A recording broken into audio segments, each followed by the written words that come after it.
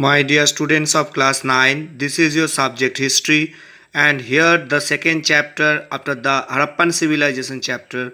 The name is the Vedic period. So students, as per council rules, before going through any chapter you have to know the scope of the chapter, and scope means the syllabus of the chapter, and you will strictly follow this scope. Now first, sources, Vedas and epics, iron artifacts and pottery.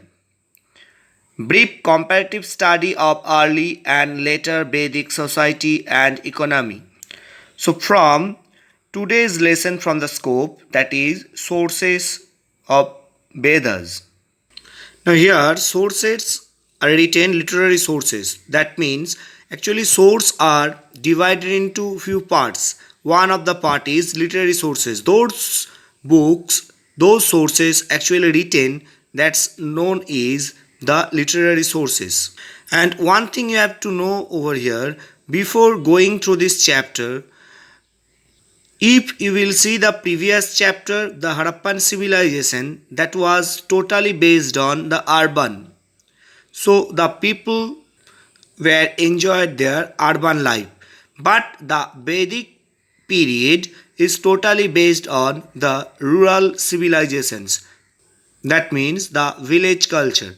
Now let's go about the sources. The Vedas. The Vedic text may be divided into two broad chronological groups. One, the early Vedic text, that is from 1500 to 1000 BC, when most of the hymns of the Rig Veda were composed. Second division of the Vedic text, the later Vedic text, that is 1000 to 500 BC, which belong the remaining Vedas and their branches like Brahmanas, Aranyak and Upanishad. That means students, the Rig Veda is written in different period and the other Vedas are written in different period. That's why two groups of the Vedas, that is the early Vedic group and the later Vedic group. Now, the Vedic literature was written in Sanskrit language.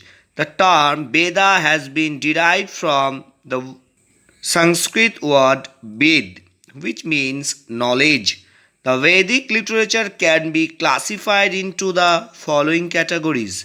Number 1, the four Vedas, that is the Rig, Sam, Yajur and Atharva Vedas and their Samhitas. Number 2, the Brahmanas attached to each Samhita. Number 3, the Aranyaka. And number 4, the Upanishads. Now here students, each Veda you have to know in details. From here the short note may become, that is the Rig Veda. It is the oldest religious text in the world. It is divided into 10 mandalas. It is said to have been composed during the early Vedic period. The hymns are dedicated by sages to gods. They were passed on orally from teachers to their disciples. Much of the Indian philosophy is based on this Rig Veda. Second, the Sama Veda.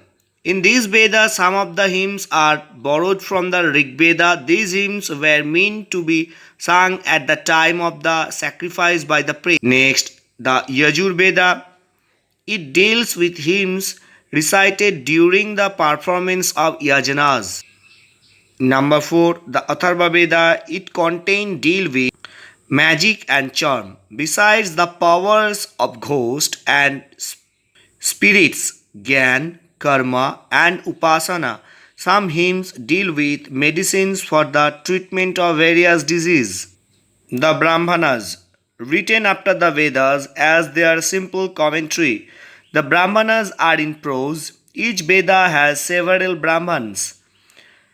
Second, the Aranyaks. It describes the guidance of the hermit and the students living in forest. It is the concluding part of the Brahmanas.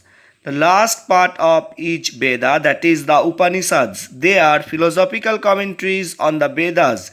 They are said to form the foundation on which later additions to Vedic literature rest. So here students, today we discuss the introduction part of the source, that is the Vedas.